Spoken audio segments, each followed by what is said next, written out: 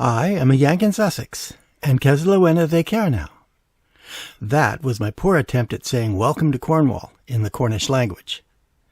During our trip to southwest England in October 2023, and yes, it's taken me a bit of time to get around to it, we spent an entire week in Cornwall. This is part 3 of my report of that visit. A link to parts 1 and 2 can be found in the description. But before I go any further, please allow me to say that if you haven't already subscribed to the channel, please do, and set the notification bell to let you know when I post new videos. In this part 3, we visit 2 peninsulas, namely Lizard and Land's End. On the 16th of October, we went to see the Lizard and Lizard Point. We drove directly south from our base in Nancegollan and soon arrived at the village of Lizard. This village is a tourist center, and its large village green, serving mainly as a car park it seems, is surrounded by cafes and gift shops. And while there, we ate some rather large pasties for lunch at Anne's pasty shop. Although the weather was somewhat foul, it was rather in the off-season and a Monday besides, the village green was still filled with parked cars, much like this Google Street View photo. You might think that the village is named Lizard for those fascinating reptiles, but of course not. The name derives from the Cornish lis for court and ard for high, so the name originally meant high court. The Lizard Peninsula is sort of famous for a certain kind of rock called serpentine. It's a happy coincidence that the Lizard Peninsula is made up of a rock somewhat matching its name.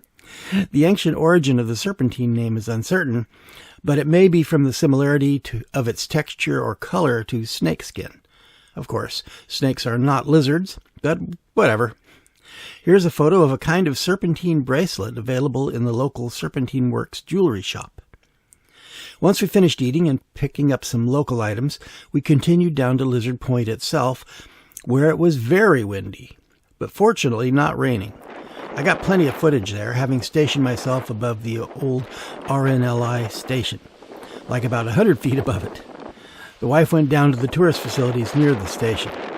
It was kind of difficult to keep the camera tracking on the tripod since the winds were insisting on pushing the camera. The Royal National Lifeboat Institute station is an active one. As you can see from the sea state, it could very well be a necessary service.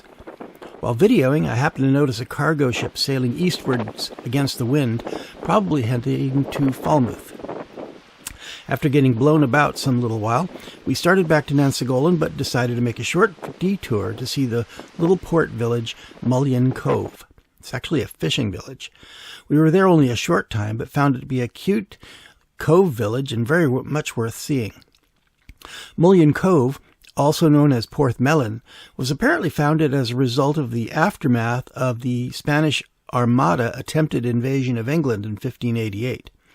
The village featured a lookout point intended to spot possible invaders from the sea, and although the Spanish never attempted a large-scale invasion like the one they attempted in 1588, they occasionally still sailed strong fleets out to raid England, such as one in 1595 that committed depredations against ports in the area. Leaving Mullion Cove, we drove back to Nancegollan before it turned dark and arrived to rest up for our next day's excursions. The next day was a Tuesday, and as the weather in the early morning was, of course, not worth going out in, we waited until the early afternoon before setting out. We weren't entirely sure which of 2 destinations we were going to start out for. It was either going to be the Cornish Seal Sanctuary at Gweek or the Flambards Theme Park near Helston. Wendy had visited the Seal Sanctuary many years before and was interested in seeing how it might have changed over time, but thought I might prefer the theme park due to its having a museum of sorts, since I have a great interest in museums. But it turned out that I preferred to see the sanctuary, so that's where we went. The Seal Sanctuary rescues distressed seals and attempts to rehabilitate them, then release them back into the wild. This includes seal pups which have become separated from their mothers. Seals which cannot recover enough to be rewilded are kept at the sanctuary as permanent residents. They also have a group of penguins. These are Humboldt penguins, the kind that live in temperate climates. I wasn't able to find an explanation for the penguins, why they keep them here, but there we are. Since it was heading along into mid-afternoon at this point, we initially decided to just head back to our accommodation, but on a whim, we headed off towards a village named Coverack. On the way to Coverack, we passed some very impressive dish antennas. This was at the Goonhilly Satellite Earth Station, a large radio communications site located on Goonhilly Downs. Owned by the Goonhilly Earth Station Limited, it was at one time the largest satellite Earth station in the world, with more than 30 communications antennas and dishes in use. The site also links into undersea cable lines.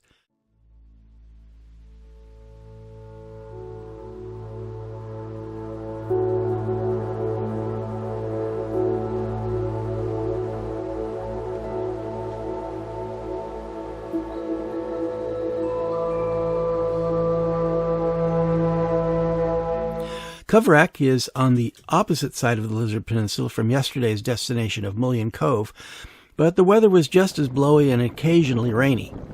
This would have been a great place to do some drone flying for video footage, but obviously the weather forbade it.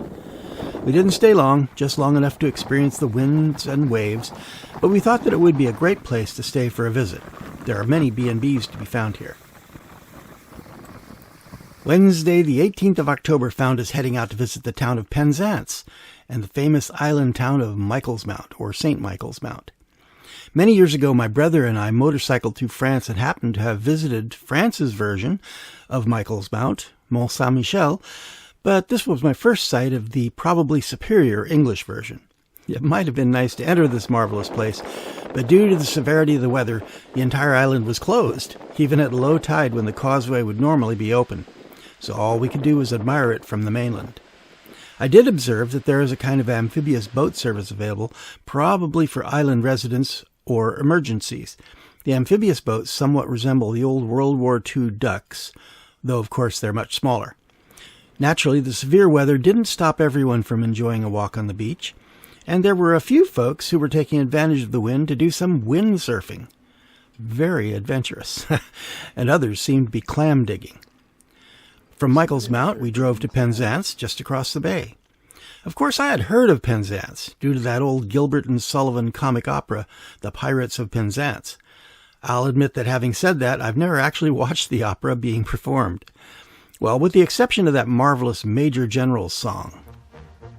I am the very model of a modern Major General. I've information, vegetable, animal, and mineral. I knew the kings of England, and I quote the facts historical, from Marathon to Waterloo in order categorical.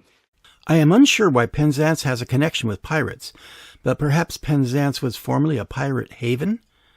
Of course, Gilbert and Sullivan may just have liked the alliteration that the title provides. But Penzance was lovely despite the rotten weather. Note the umbrella, which I bought while we were there. From Penzance, we drove north to St. Ives, but the weather had worsened, so we gave up any idea of stopping there and just headed back to Nancegollan. The next day, the Thursday, on the 19th of October, the weather was supposed to greatly improve, but it hadn't done so during the morning. When the weather started improving, we decided to try visiting the Flambards theme park, but by the time we got there, it was closed to new visitors, so no luck there, and so we headed back down to the Lizard Peninsula again. We didn't have a particular destination in mind, except I thought that the Helford River estuary might be interesting. We did pass by the estuary and drove past the village of Gillen, but kept driving and ended up at the village of Porthallow. I'm not sure exactly how that's pronounced. It might be Porthallow, but that's my attempt. One interesting part of the visit was the beach, where a good number of Portuguese men of war had washed up due to the stormy weather. Wendy had never heard of this particular form of sea life before, and although I had read about them before, this was my first live view, so to speak, of them. So I enjoyed explaining what they were and how they worked. And don't touch them, because their tentacles can sting even when they're dead. And it was finally a good day to fly the drone, so up it went. Porthallow is a very small fishing village. It doesn't have much in the way of amenities, and as much as we wanted to have an afternoon meal there, the only public house, called the Five Pilchards, was closed for renovation, so no luck on that score. The village has been settled for probably well over 1,000 years, although the first mention of it in literature dates only back to the 13th century. Its name means port at the end of the moor. Out in the water, which is somewhat protected from the open sea, we could see a number of large commercial ships. They're anchored out there because this water is part of the port of Falmouth's anchorage. Falmouth, I found out, is the first large port into the English Channel, from which is called the Western Approaches, the name referring to the sea lanes leading to and from the Americas.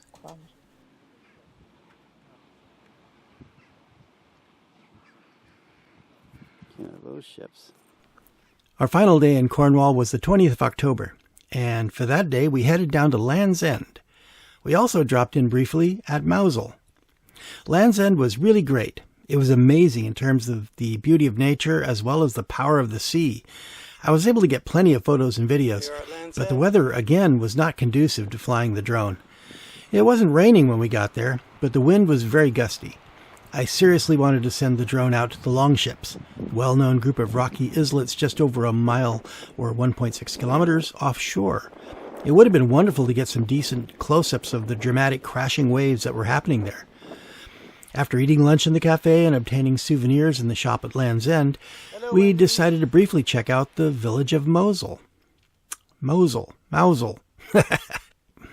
The weather had deteriorated greatly by the time we arrived there, however, so we had to cut our visit short. Like a lot of fishing villages along the coast here, Mousehole has very robust sea defenses. I wish we had been able to see more of this picturesque village. Those in the know are well aware that the name of this village is not pronounced like it is spelled, Mousehole. The Cornwall guide I referred to says, quote, "On no account must this ever be pronounced as it is written. The mere mention of small furry rodents will be met with at best a smirk from anyone remotely local." End quote. Well, having prepared myself, or rather having been carefully advised by my wife, I knew how to pronounce it correctly, though I do mess up. I still think the written name is very cute, and it really ought to be pronounced Mousehole. Never mind. I was disappointed to find that nobody knows the origin of this village name. There are a number of theories, but nothing that sounds correct to me, so I'll just leave off on that. By the end of our trip through Cornwall, I had grown to enjoy this part of England very much. I think that if we were to relocate within the country, Cornwall would be at the top of my list. There's still plenty to see there that I haven't seen, so I'm hoping the future finds us taking further adventures in that land, and perhaps even to learn to speak a little Cornish. This has been part 3 of A Yank in Sussex Visits Cornwall, or A Yank in Cornwall Part 3. This concludes this series of our visit to Cornwall. This has been a production of A Yank in Sussex. If you've enjoyed the video, please hit the like button. If you haven't already done so, please subscribe or follow. Thanks for watching, and may you have a very nice day.